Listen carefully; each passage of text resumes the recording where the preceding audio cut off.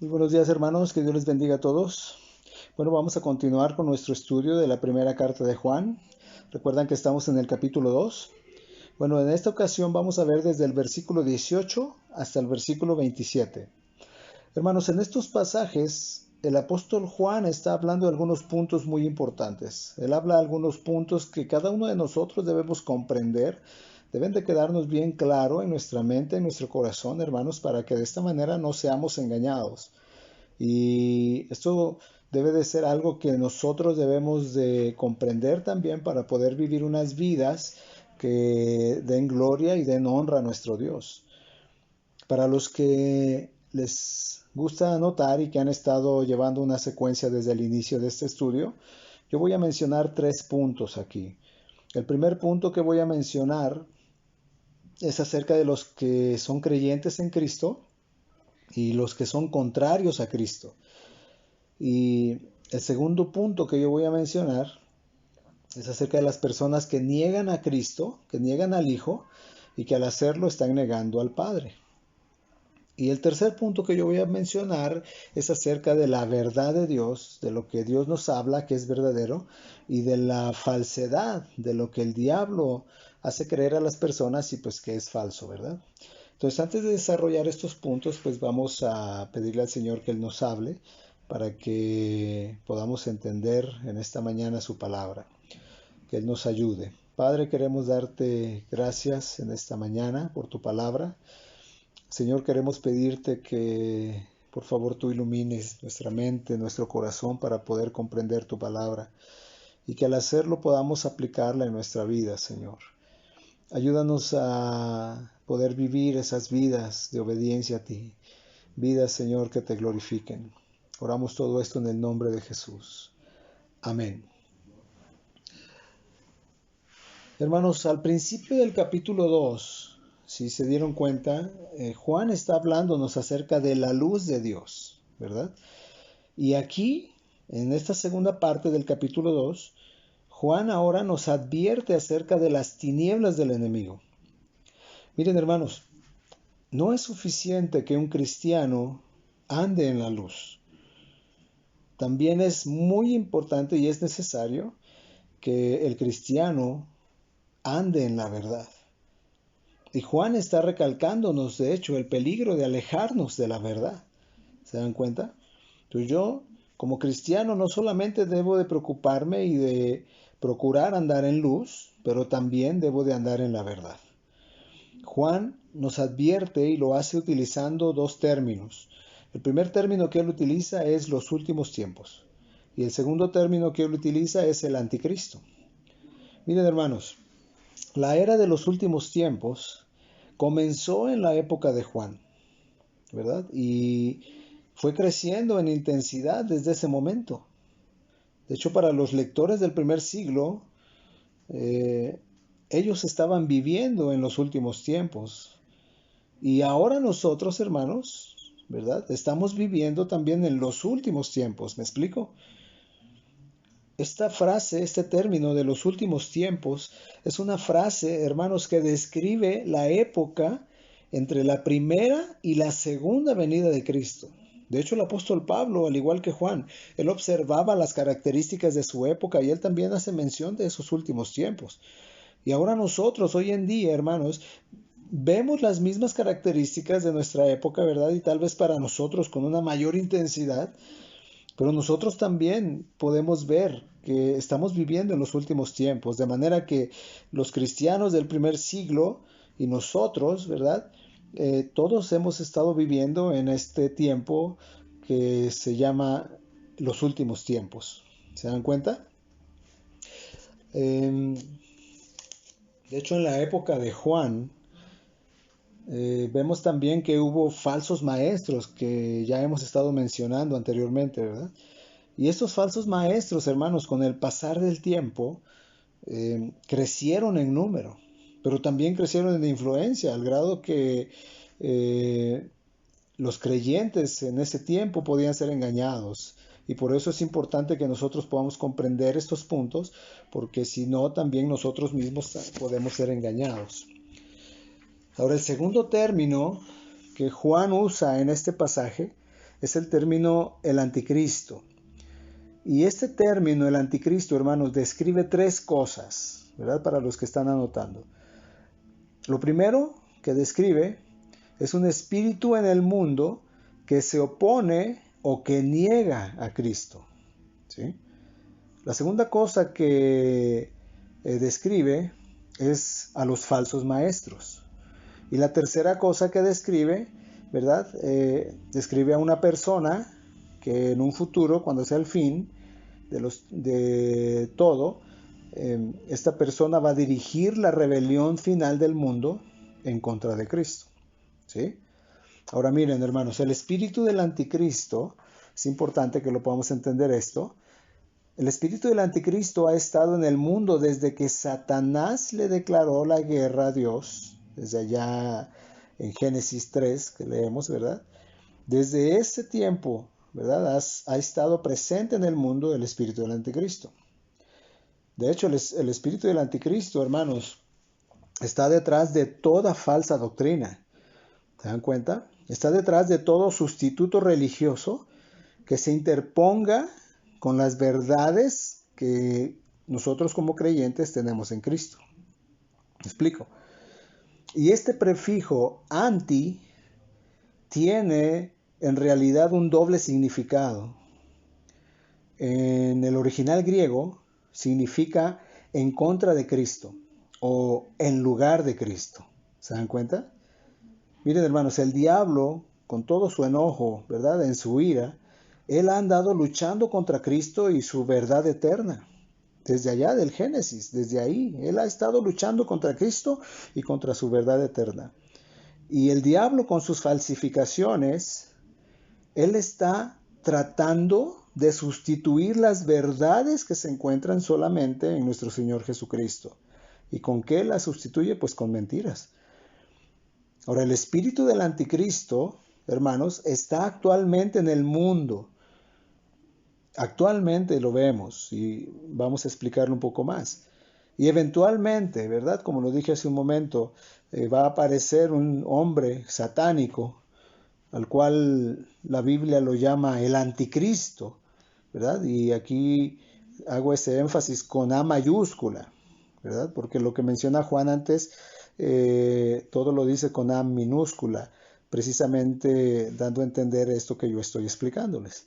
Pero la Biblia nos habla de esto, ¿verdad? De un hombre que va a aparecer, que será todo poseído por el diablo, y la Biblia lo llama como el anticristo. De hecho, Pablo, en su segunda carta a los tesalonicenses, en el capítulo 2, él lo llama el hombre de pecado. Pero, pues, regresando, hermanos, el pasaje que estamos leyendo de Juan, ¿verdad? Explica que en el mundo actual, ¿verdad? Hay dos fuerzas que están en acción. Y ponga atención en esto. La primera es la verdad de Dios que obra a través de su iglesia por medio de su Espíritu Santo, pues para traer al arrepentimiento a muchas personas para que crean al Evangelio. Y la segunda es el mal que obra por medio del diablo, ¿verdad? Y miren, hermanos, el Espíritu Santo que mora, que vive en nosotros que somos cristianos, el Espíritu Santo está deteniendo la maldad. Pero cuando sea el rapto de la iglesia, cuando suceda este evento, pues te puedes imaginar lo que va a hacer. Ahí el diablo, por un momento muy breve, ¿verdad? Él va a completar su victoria. Y va a ser muy breve y va a ser fugaz. Y por fin él, cuando la iglesia sea quitada, él va a poder gobernar el mundo, que es lo que siempre ha estado queriendo hacer, ¿verdad? Y de hecho el apóstol Juan nos da más detalles acerca de este gobernante mundial, precisamente llamado el anticristo, y de su sistema maligno, ¿verdad? Eso lo podemos leer en el libro de Apocalipsis. El mismo apóstol Juan nos da más detalles de eso. Así que lo que creemos, hermanos, es fundamental, es muy importante. Estamos viviendo los últimos tiempos, ¿se dan cuenta? Y ya hice la aclaración anteriormente, ¿verdad? Y el espíritu del anticristo, pues está obrando en este mundo. ¿ya? Así que es de vital importancia, hermanos, que nosotros sepamos y que nosotros creamos la verdad de Dios. Y es muy importante, escucha bien, que tú seas capaz de detectar las mentiras cuando se crucen en tu camino. Eso es muy importante, hermano, porque si no, tú puedes ser engañado. El versículo 19, el apóstol Juan dice, ellos salieron de nosotros, pero no eran de nosotros. Si hubieran sido de nosotros, habrían permanecido con nosotros, dice el apóstol Juan, pero salieron para que fuera evidente que no todos son de nosotros. Ahora, la palabra nosotros, perdón, se refiere, obviamente, a la comunión de los cristianos, ¿verdad? O sea, se refiere a la iglesia, pues. Y miren, hermanos, no todo el que forma parte de una congregación de cristianos es necesariamente parte de la familia de Dios. Eso téngalo bien presente, hermanos. No todo el que forma parte de una congregación de cristianos es necesariamente parte de la familia de Dios. Cuando un pecador confía en Cristo como su Señor y su Salvador, esa persona recibe vida eterna. Inmediatamente, hermanos, se convierte en miembro de la familia de Dios. Se convierte en parte del cuerpo de Cristo. ¿Me explico? Un pecador arrepentido que cree en la obra de Cristo. Y entonces en su vida, ¿verdad? Se ven una serie de evidencias de esa vida cristiana. Una vida verdadera, ¿verdad? Y de hecho una de esas evidencias, pues es el deseo de estar, ¿verdad?, en la familia de Dios. ¿Me explico?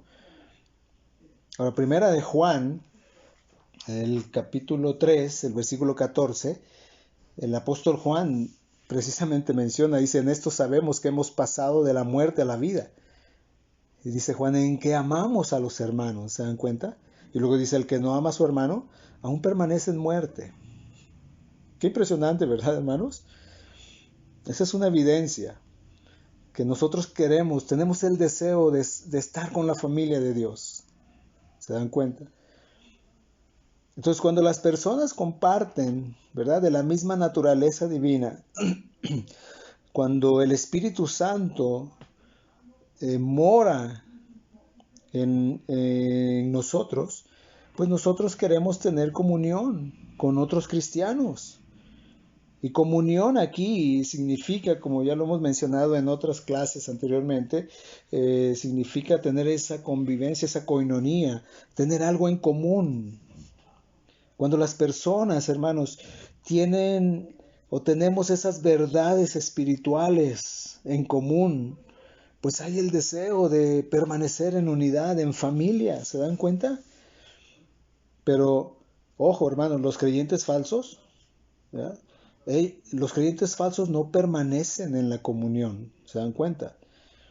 Y aquí Juan está hablando de eso. Ellos se fueron. Los creyentes falsos no permanecieron en esa comunión, se fueron. Hermanos, la permanencia en la comunión, esa es una evidencia de que verdaderamente yo soy cristiano, porque yo quiero permanecer en esa comunión. En la parábola del sembrador, Jesús deja bien claro, ¿no?, que las únicas personas que producen fruto son las que realmente han nacido de nuevo, ¿verdad? Las personas que verdaderamente son salvas, esas son las que dan fruto, esas son las que quieren estar permaneciendo en comunión, ¿se dan cuenta? Ahora es muy posible, hermanos, y escucha esto, ¿no? Es muy posible tener algunas de las características de un cristiano y aún así no ser hijo de Dios. ¿Escuchaste? Es muy posible tener algunas características de un cristiano y aún así no ser hijo de Dios. El texto aquí, hermanos, nos dice que estas personas salieron de la comunión de los hermanos, escucha, porque no tenían verdadera vida. ¿Te das cuenta? El amor de Cristo no estaba en sus corazones. Hermanos, desafortunadamente hoy en día hay muchas divisiones entre la gente de Dios, entre la iglesia de Dios. Pero miren, hermanos, Los verdaderos cristianos tienen los principios esenciales de la doctrina. ¿Te das cuenta? Eso es lo que tenemos en común. Y así es como formamos, ¿verdad? La iglesia de Cristo. Miren, todos creemos que la Biblia es la palabra de Dios. Todos creemos que Jesús es el Hijo de Dios. Creemos y estamos convencidos, ¿no?, que los hombres todos somos pecadores y que la única manera en que uno puede ser salvo e ir a Dios es por medio de la fe en Cristo, por la fe en la obra salvífica de nuestro Señor Jesús, ¿verdad? Creemos que Cristo murió, que murió como sustituto del hombre en la cruz del Calvario. Creemos que Él resucitó de entre los muertos. Creemos que el Espíritu Santo vive, mora en los verdaderos cristianos. Y finalmente, bueno, también creemos que Jesús va a regresar en un día, ¿verdad?, en un futuro. ¿Se dan cuenta? Y miren, hermanos, los cristianos podríamos tener diferencias, claro que sí. Podemos tener diferencias acerca de otras cuestiones, ¿no? Como por ejemplo la administración de la iglesia, tal vez, la forma de llevar a cabo las actividades. Podemos tener diferencias en ese aspecto, pero todos, escucha bien, todos tenemos que estar de acuerdo con las doctrinas básicas de nuestra fe, de la fe que profesamos. ¿Se dan cuenta? Y mira, y si tú investigas, hermanos, si tú investigas la historia de las sectas falsas, ¿verdad? Si tú investigas la historia de los sistemas religiosos anticristianos del mundo actual hoy en día, vas a descubrir que en la mayoría de los casos, hermanos, los fundadores de esas sectas comenzaron en una iglesia local. Ellos estaban con nosotros, como dice el apóstol Juan, pero no eran parte de nosotros. Así que se fueron de nosotros y comenzaron sus propios grupos, comenzaron sus propias sectas. Muchos cristianos falsos, hermanos, han salido de la iglesia. Charles T. Russell, que fue el fundador de los Testigos de Jehová, hermanos, él fue miembro de los presbiterianos, ¿sabías eso? Joseph Smith, por su desilusión con todas las iglesias, él fundó la iglesia mormona. Hermanos, y hay muchos otros ejemplos de personas que se fueron de la iglesia para formar o para unirse, ¿no?, a sectas. Por eso Juan está diciendo también, salieron de nosotros, pero no eran de nosotros. ¿Se dan cuenta? Versículo 20 dice el apóstol Juan, pero ustedes tienen la unción del Santo y conocen todas las cosas. Y la palabra usada aquí para unción es la palabra crisma, ¿verdad?, de donde viene precisamente también el título de Cristo, que significa el ungido. Los verdaderos cristianos, hermanos, tenemos el Espíritu Santo como nuestra guía. El Espíritu Santo, hermanos, en nuestra vida como quien nos está dando y guiando a toda verdad, ¿verdad? Y eso es suficiente y es infalible en nuestra vida. Esa guía que Él nos está dando en toda la verdad. ¿Se dan cuenta? ¿Se acuerdan del pasaje? Ahí en Juan 14:26, cuando Cristo está dándonos la promesa a sus discípulos, les está dando la promesa del Espíritu Santo. Allí el Señor estaba reunido con sus discípulos y Jesús les promete mandarles al Consolador, ¿verdad?, al Espíritu Santo. Y ahí Cristo estaba prediciendo, ya, ¿verdad?, estaba profetizando la escritura precisamente de los evangelios que posteriormente serían escritos, ¿verdad?, diciéndoles, si leemos, ¿verdad?, ahí cuando está hablándoles en Juan, Cristo les dijo, pero el Espíritu Santo, a quien el Padre enviará en mi nombre, los consolará y les enseñará todas las cosas y les recordará todo lo que yo les he dicho. Y luego en Juan 15, del 26 al 27, Él les dice, pero cuando venga el Consolador, el Espíritu de verdad, el cual procede del Padre, y a quien yo les enviaré de parte del Padre, Él dará testimonio acerca de mí.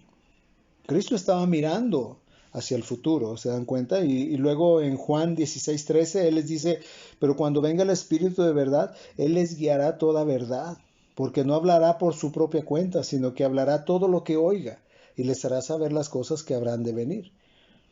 Ahora, Cristo, como lo mencioné, estaba profetizando, ¿verdad? La escritura también que sería escrita en cada una de las epístolas, ¿verdad?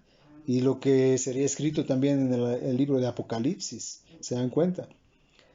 Ahora, el fundamento, hermanos, ¿verdad? La base de todo estudio bíblico es que Dios es su propio intérprete, ¿se dan cuenta? Es decir, la Biblia, hermanos, es autosuficiente y se explica a sí misma. Y por lo tanto, hermanos, no necesitamos ir fuera de la Biblia para entender la Biblia. ¿Me explico? Porque Dios nos ha dado la unción del Espíritu Santo. Por eso el apóstol le estaba diciendo, pero ustedes tienen la unción del Santo. ¿Se dan cuenta? La unción del Espíritu Santo, hermanos. Para nosotros que somos hijos de Dios es nuestro patrimonio, son las arras de nuestra vida. Es el Espíritu Santo, hermanos, que abre nuestros ojos espirituales, que nos ilumina el entendimiento para que podamos entender las verdades de la palabra. Miren, hermanos, los falsos maestros de los días de Juan, ellos decían que pertenecían a un círculo más íntimo. Mira la herejía y mira el engaño que ellos mantenían. Ellos decían que pertenecían a un círculo más íntimo. Ellos decían que habían sido iniciados a verdades y misterios que no estaban al alcance de la iglesia. ¿Se dan cuenta? Por eso Juan está escribiendo esto. Y qué impresionante, ¿no? Que hoy en día los falsos maestros dicen exactamente lo mismo. O creen que ellos tienen verdades, ¿verdad? Y misterios que solamente están al alcance de ellos y no de la iglesia. Todo eso son, válgame la palabra, son tonterías, ¿verdad? Todo lo que necesitamos saber, hermanos, todo lo encontramos en la Biblia. Por eso es la importancia de escudriñarla. El Espíritu Santo inspiró a los escritores cada palabra que encontramos en la Biblia. Así que, claro que Él puede revelarnos, Él puede iluminarnos hasta los misterios más profundos, ¿se dan cuenta? Cuando yo pacientemente, en oración, estoy esperando en Dios para que Él a través de su Espíritu Santo me guíe a toda verdad. Y eso habla de constancia, y eso habla, hermanos, de un compromiso mío de escudriñar las Escrituras. Por eso el apóstol Juan les dice en el versículo 21, no les escribo o no les he escrito porque no conozcan la verdad, sino porque la conocen y porque ninguna mentira procede de la verdad, ¿se dan cuenta? El Espíritu Santo, hermanos, que mora en nuestros corazones, Él nos guía a toda verdad. Ahora la pregunta para cada uno de nosotros debería de ser, hermano, ¿quién es Jesucristo? ¿Sabes? ¿Sabes quién es Jesucristo? ¿Para ti es simplemente un gran ejemplo? ¿Un gran hombre? ¿Un maestro impresionante? ¿O Jesucristo para ti es Dios manifestado en la carne? Los lectores de Juan del primer siglo, ellos conocían la verdad acerca de Cristo. Si no la conocieran, no hubieran sido salvos. Por eso Juan les está diciendo en el versículo 21, yo les escribo porque ustedes conocen toda la verdad. El apóstol Pablo habla a los romanos en el capítulo 8, versículo 9, y les dice, si alguno no tiene el Espíritu de Cristo, no es de él. ¿Se dan cuenta? Y los falsos maestros de esa época, ellos utilizaban dos palabras esenciales para describir su experiencia. Fíjense el engaño tan grande. Y les va a sonar seguramente a muchas palabras que se utilizan hoy en día por falsos maestros. Ellos utilizaban las palabras conocimiento y unción. Y ellos decían tener, de hecho, una unción única de parte de Dios, que les daba un conocimiento especial, que eran iluminados, decían ellos. Y por consiguiente, bueno, tenían, según ellos, un nivel más alto que cualquier otra persona. Por eso muchos eran engañados. Y mira, qué impresionante que hoy en día los falsos maestros dicen exactamente las mismas cosas. Pero Juan nos está diciendo, ¿verdad?, que todos los verdaderos creyentes, escucha eso, los verdaderos creyentes, hermanos, conocen a Dios y han recibido su Espíritu Santo. Y por haber creído la verdad, ¿verdad?, los verdaderos creyentes, por haber creído la verdad y por estar cimentados en la palabra, cuando se enfrentan a una mentira, pues claro que la reconocen, pero rápido. ¿Te das cuenta? La gran afirmación de fe, hermanos, que separa al cristiano de todos los demás, es esta. Mira, la gran afirmación, lo que hace constatar, lo que te da la seguridad que eres un creyente genuino, ¿verdad? Es esta. Jesucristo es Dios venido en la carne. Qué impresionante, ¿verdad? El mismo Juan en la misma carta, en el capítulo 4, versículo 2, dice, pero esta es la mejor manera de reconocer el Espíritu de Dios. Dice, todo espíritu que confiesa que Jesucristo ha venido en la carne es de Dios. ¿Se dan cuenta?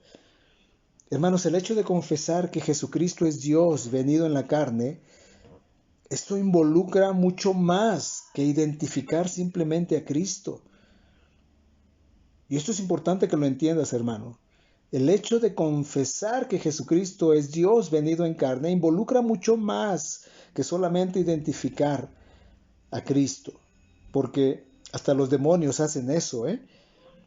Ellos saben quién es Cristo, pero eso no los salva.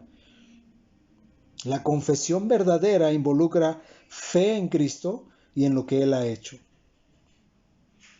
Esta confesión, hermano, no es sencillamente solamente una declaración teológica intelectual. Hermanos, es un testimonio personal que sale de tu corazón por lo que Cristo ha hecho por ti y en ti. ¿Te das cuenta? Si tú has confiado en Cristo y has confesado tus pecados y te has arrepentido y hay una fe genuina y una fe sincera en ti, entonces tú tienes vida eterna. ¿Te das cuenta? Qué impresionante, ¿verdad? Por eso Pablo habla a los Romanos 10, versículo 9, y él dice que si confiesas con tu boca que Jesús es el Señor y crees en tu corazón que Dios le levantó de los muertos, serás salvo. Así que ya vimos, ¿verdad?, quiénes son creyentes en Cristo y quiénes están contrarios a Cristo. Así que ahora pues vamos a ver aquellas personas que niegan al Hijo y que al hacerlo pues están negando al Padre. Dice el versículo 22, ¿quién es el mentiroso? Sino el que niega que Jesús es el Cristo. Este es el anticristo, el que niega al Padre y al Hijo. Versículo 23, todo aquel que niega al Hijo tampoco tiene al Padre. El que confiesa al Hijo tiene también al Padre. Hermanos, negar que Jesús es Cristo es negar al Padre. ¿Te das cuenta? Negar que Jesús es el Cristo es negar al Padre. Aquí, hermanos, nos enfrentamos, de hecho, al misterio, ¿verdad?, de la naturaleza de Dios. Miren, hay mucho que no podemos entender acerca de Dios y acerca de la Trinidad. Sabemos, de hecho, todos que hay un solo Dios en tres personas, que ha existido desde la eternidad. Pero, hermanos, nuestra mente se turba cuando tratamos de entender completamente lo que esto significa y lo que implica, ¿no? ¿Recuerdan en el libro de Juan? Jesús nos está revelando, ¿verdad?, esa relación maravillosa que existe entre el Padre, el Hijo y el Espíritu Santo desde la eternidad. Nosotros sabemos que en el principio estaba Dios, ¿verdad? Dios en tres personas, estaba el Padre, el Hijo y el Espíritu Santo. Y la característica de Dios, la característica suprema, es que Dios ama y Él ama apasionadamente, ¿verdad? Porque como lo hemos leído también en Juan, Dios es amor. Por consiguiente, hermanos, el Padre ama al Hijo y el Hijo fue siempre su deleite, ¿verdad? El Hijo fue siempre su deleite. Y para el Hijo, su plenitud fue coger de su plenitud del Padre y por medio del Espíritu Santo, ¿verdad? El Padre dársela a su Hijo. Y aquí vemos ese principio, ¿no? El amor siempre da. Y Dios está eternamente dando, hermanos. Entonces el Padre se da a sí mismo al Hijo. Y todo lo que hay en el Padre se lo ha dado al Hijo. Se lo ha dado a su Hijo Jesucristo a través de su Espíritu Santo. Es por eso que Jesús dice ahí en Juan 16:15, todo lo que tiene el Padre es mío. ¿Te das cuenta? Pero el Hijo, hermano, también tiene que amar y tiene que dar, porque Él también es Dios. ¿Te das cuenta? Así es desde la creación. Cristo participa. Y cuando Juan nos está diciendo ahí en su Evangelio, en el capítulo 1, versículo 3, dice, por la palabra, es decir, por Jesús, dice, fueron hechas todas las cosas. Y sin la palabra, o sea, sin Jesús, nada fue hecho de lo que ha sido hecho, ¿verdad? Ahora, ¿por qué, hermanos? Porque toda la plenitud, hermanos, que está en Jesús, le fue dada por el Padre, para que a su vez Jesús se la diera a toda la creación. Pablo dice en Colosenses capítulo 1 versículo 16, en Jesús fue creado todo lo que hay en los cielos y en la tierra, todo lo visible y lo invisible. Es decir, Jesús, hermanos, es la expresión plena de nuestro Padre. Y la creación es la expresión plena de Cristo.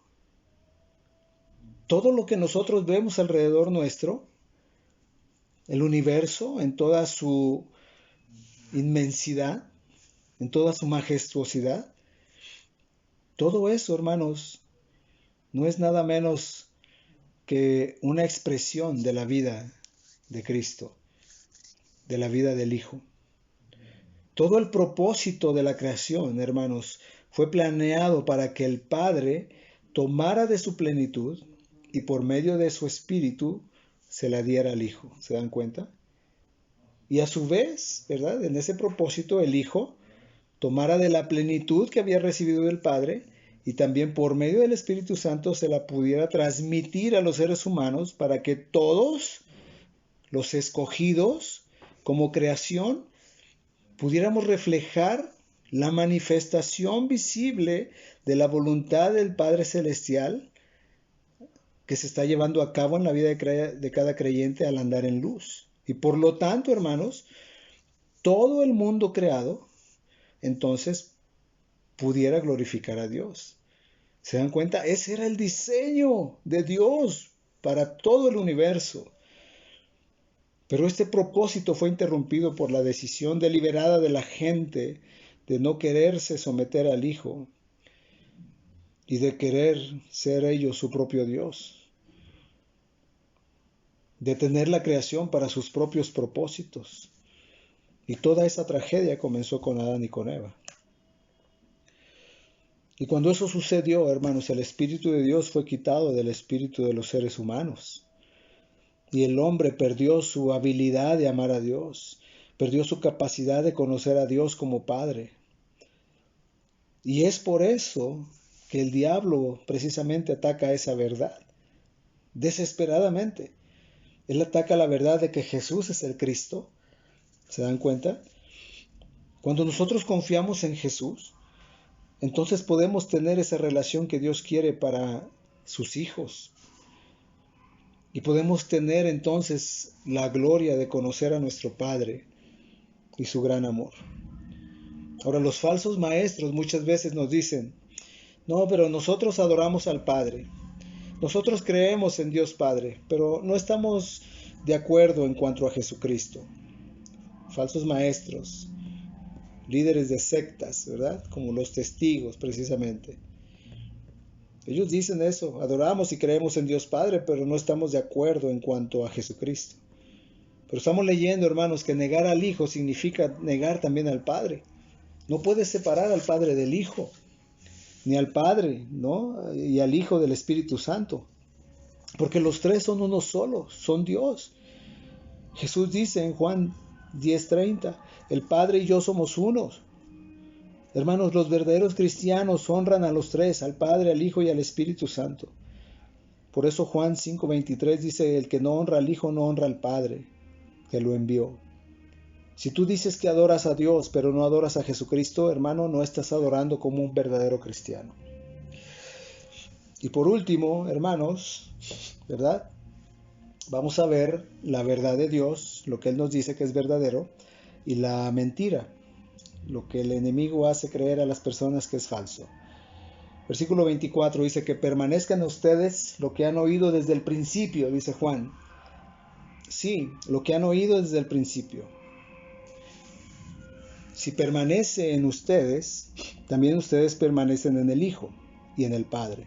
Y esta es la promesa que Él nos hizo, la vida eterna. Ahora, el principio, hermanos, en este pasaje se remonta, claro, a la encarnación de Cristo, ¿verdad? Lo que han oído desde el principio, lo que han oído con respecto a su encarnación, lo que han oído con respecto a su vida, lo que han oído con respecto a su muerte y a su resurrección. O sea, lo que hemos oído desde el principio, cuando los apóstoles comenzaron a predicar el Evangelio. Muchos de nosotros leemos las palabras vida eterna como si solamente se aplicara al cielo en el futuro. Pero hermanos, la vida eterna es vida que jamás termina. ¿Me explico? Es lo que significa la vida eterna. Es vida que jamás termina. Pero el factor esencial de la vida eterna no es la cantidad, hermanos, es la calidad de la vida. Lo que Juan está diciendo aquí no es simplemente que algún día nos iremos al cielo. Más bien, lo que Juan está diciendo aquí es algo que podemos experimentar y gozar ahora. Es una plenitud de vida. Es esa calidad de la vida divina, vivida en cada situación que estamos atravesando, ¿verdad? Y en ese momento, Dios trae a nuestra vida precisamente esa plenitud, ese gozo. ¿Te das cuenta? En otras palabras, hermanos, la vida eterna es precisamente experimentar, ¿verdad? Esa solución que Dios tiene para cada uno de los problemas que enfrentamos. En lugar de precisamente aferrarnos a nuestras propias soluciones. La vida eterna es descubrir el propósito de Dios para cada momento de nuestra vida en medio de cualquier circunstancia. Cuando nos enfrentamos a un problema, podemos hacer una de estas dos cosas. Podemos tratar de resolver el problema por nosotros mismos, ¿verdad? En la debilidad de nuestro propio intelecto y confiar en nuestros propios recursos humanos. Pero cuando hagamos eso, hermanos, el resultado será inevitablemente el siguiente. La vida se te va a volver monótona, se te va a volver aburrida, se va a volver una rutina que te va a dejar completamente vacío e indiferente, sin ningún deseo de involucrarte, ¿verdad? Y pues ese será el resultado. O puedes hacer la segunda cosa, puedes tener la solución que Dios tiene para cada problema en tu vida, y en cualquier situación que estés pasando, tú puedes decir, Señor, haz tu voluntad en esta situación. Si es tu voluntad hacerlo a través mío. Y luego, quédate a ver lo que Dios va a hacer en esas situaciones. Y mientras lo estás haciendo, ¿verdad? Vas a descubrir cómo el propósito de Dios se va realizando. Vas a ver cómo cada obstáculo, ¿verdad? Dios te va a dar la oportunidad para que tú puedas ver su gloria y tú puedas recibir esa plenitud de Dios. Vas a ver su sabiduría, vas a ver su poder. ¿Te das cuenta? El versículo 24 dice, lo que has oído desde el principio permanece en ustedes. si también ustedes permanecen en el Hijo y en el Padre. Hermanos, si estamos dispuestos a entregarnos a la palabra de Dios, si estamos dispuestos a escudriñarla, a entenderla, a obedecerla, si lo que hemos escuchado desde el principio permanece en ti y en mí, entonces también nosotros vamos a permanecer en el Hijo y en el Padre. ¿Te das cuenta? Esa es la vida eterna. Versículo 26 dice, les he escrito esto acerca de los que los engañan. Los maestros falsos no solamente se apartan de la comunión y niegan la fe, sino que también tratan de engañar a la familia de Dios, tratando de empañar su entendimiento de la naturaleza del Hijo. ¿Te das cuenta? La palabra engañan que está utilizando aquí el apóstol Juan lleva en sí la idea de descarriar, de pervertir, de engañar, de perder, de extraviar. 1 Timoteo, Pablo habla a Timoteo en el capítulo 4:1 y le dice, pero el Espíritu dice claramente que en los últimos tiempos algunos apostatarán de la fe y escucharán a espíritus engañadores y a doctrinas de demonios. Y en Juan capítulo 8, versículo 44, Jesús llama a Satanás el padre de mentiras. Porque el propósito del diablo es descarriar a los cristianos, es engañarles, ¿verdad? Es extraviarlos enseñándoles doctrinas falsas. Hermanos, no debemos aceptar todo lo que una persona nos diga simplemente porque dice creer en la Biblia. ¿Te das cuenta? Porque es muy posible que puedan cambiar o torcer el contexto de la Biblia para darle el significado que ellos quieren. Y tenemos que recordar que el diablo no es creador, él es un falsificador, él imita la obra de Dios. Por ejemplo, el diablo tiene también ministros falsos que predican un evangelio falso, que produce, claro, cristianos falsos. Y ellos, esos cristianos falsos, dependen, ¿verdad?, de una justicia falsa, ¿te das cuenta? Y hemos visto que los falsos maestros niegan al Padre y al Hijo, también niegan al Espíritu, cuando el Espíritu es el maestro que Dios nos ha dado. Pero estos cristianos falsos quieren convertirse ellos mismos en maestros y quieren pervertir a otros. O sea, tratan de ocupar ellos el lugar del Espíritu Santo, ¿se dan cuenta? Pero Juan nos advierte que no permitamos que ningún hombre sea nuestro maestro, porque Dios nos ha dado el Espíritu Santo para que nos enseñe su verdad. Y ahora, eso no significa, hermanos, que no debemos o no debe de haber maestros en la iglesia. Eso no es lo que está diciendo Juan. Más bien quiere decir que bajo la guía del Espíritu Santo, tú debes también de checar por ti mismo la enseñanza de otras personas. ¿Y cómo lo vas a hacer? Escudriñando tu Biblia. ¿Te das cuenta? Por eso, en el libro de los Hechos, el capítulo 17, dice que cuando Pablo estaba enseñándole a la gente de Berea, dice que estos recibieron la palabra con mucha atención, con mucha solicitud, y todos los días examinaban las escrituras para ver si era cierto lo que se les anunciaba. Esa es la responsabilidad que tenemos. Yo recuerdo que en Chilpancingo, cuando íbamos a las cárceles a predicar, íbamos y predicábamos ahí a los presos. Y uno de esos presos, que era recién convertido, mientras íbamos ya hacia donde hacíamos la reunión, íbamos para ir a tener un tiempo de convivencia y después ya nos salíamos, pero mientras íbamos caminando en la cárcel, íbamos pasando junto a un hombre que estaba predicando, ¿verdad? Y tenía su Biblia en la mano, eran de los testigos de Jehová. Entonces yo sabía que ese hombre, ¿ya?, pues era de una secta, ¿me explico?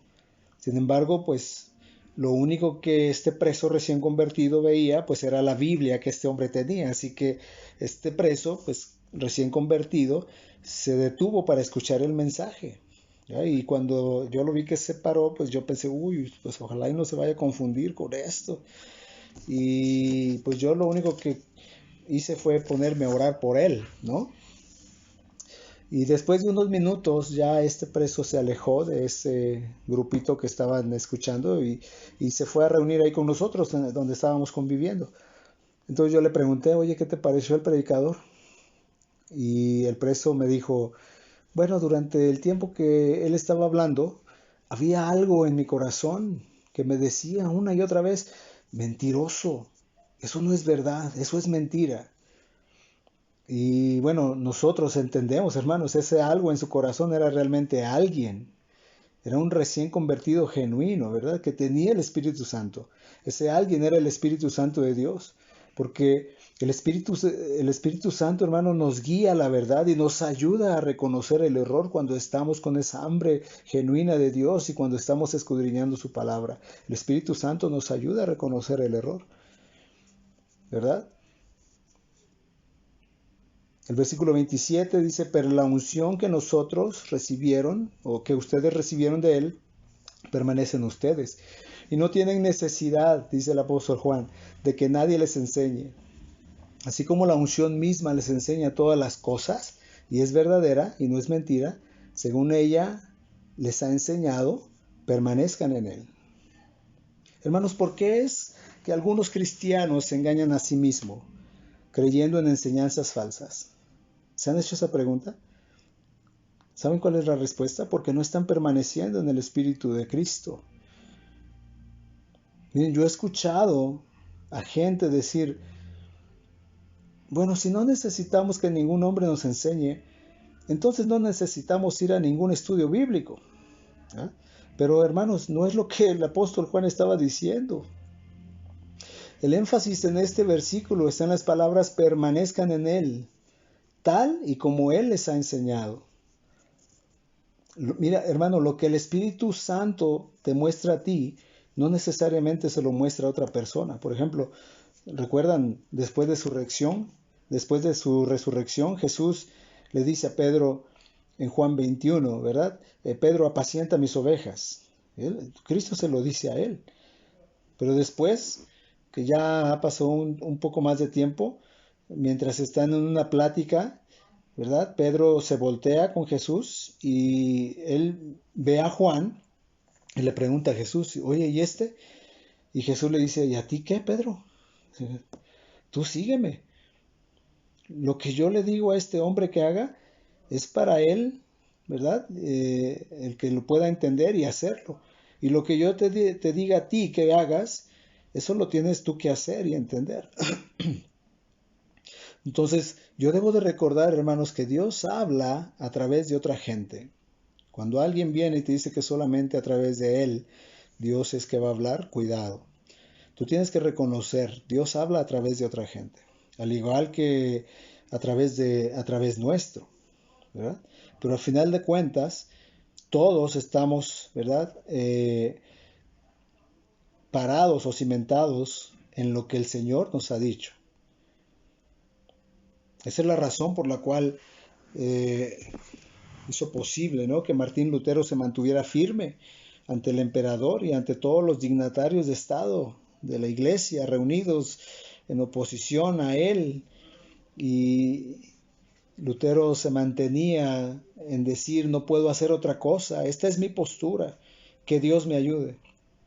Porque él estaba escuchando, ¿verdad?, la voz del Espíritu Santo para él. Esa obediencia absoluta en su corazón hacia Cristo, que ahora es absolutamente necesaria para nosotros. Esta es la base que debemos de tener, hermanos, que podamos permanecer en Jesús. Y de ahí es que viene el fruto, ¿verdad? Tú no puedes ir, hermano, por el camino de otro. Tú no puedes vivir la vida espiritual de otro. O no puedes forzar a otra persona, ¿verdad?, a que vaya por tu propio camino tampoco. Cada uno de nosotros somos responsables, hermanos, de escudriñar las Escrituras y de entender que Dios habla a través de otras personas. Así que después de haber escuchado, ¿verdad?, estos 3 puntos, sería muy bueno, hermanos, que obedeciéramos la exhortación que hace Pablo en 2 Corintios capítulo 13:5, que dice, examínense ustedes mismos y vean si permanecen en la fe y pónganse a prueba ustedes mismos. Y mientras examinamos nuestro corazón, pregúntate tú a ti mismo, ¿es tu vida una vida de obediencia, de amor y de verdad? ¿Es tu vida cristiana algo verdadero, genuino y auténtico, o es algo falso y desleal? Vamos a orar al Señor. Padre, gracias porque tú siempre nos dices la verdad. Gracias que nos has dado tu palabra para saber, Señor, todo lo que tú quieres de nosotros. Gracias, Señor, por mostrarnos lo que vendrá en los últimos tiempos y lo que cada uno de nosotros debemos anticipar del anticristo. Gracias que Jesús murió en nuestro lugar, en esa cruz, y pagó el precio por nuestro pecado. Y lo hizo para que nosotros no tengamos que morir eternamente.